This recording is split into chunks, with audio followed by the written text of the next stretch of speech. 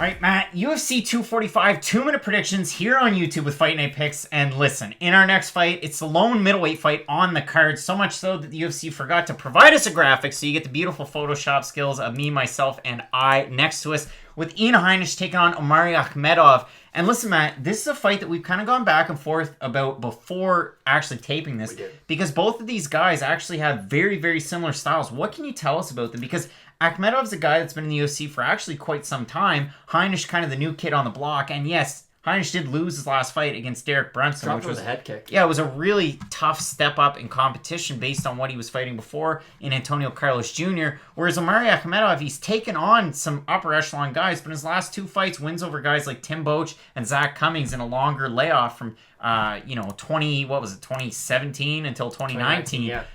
It's a tough one to try and predict. It really is. It is, and like you said, both guys bring very similar skill sets to the table. This isn't meant as a shot at either guy. They both look tired from the second they start the fight, but they keep that up for all 50 minutes. So it's not like they start at 100 and then get dwindled down to like 50% of what they are. They both just kind of stay at like a 70% clip the whole fight, and they sort of rely on the other guy getting tired, and they kind of keep the same pressure going the whole time. And against each other, it's going to be kind of interesting to see who kind of folds earlier.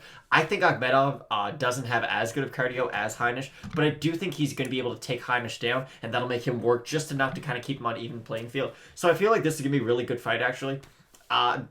Wrestling-wise, you would have to give it to Akhmedov, I believe. He at least uses it a lot more in the UFC. Heinisch we've seen in really bad positions, though, especially in that Shoeface fight, where Shoeface would get his back and he'd spin out of it, and it was a phenomenal fight if you get a chance to go back and look at it. But I don't see anything Akhmedov does that Ian Heinisch can't either A, deal with or has seen before.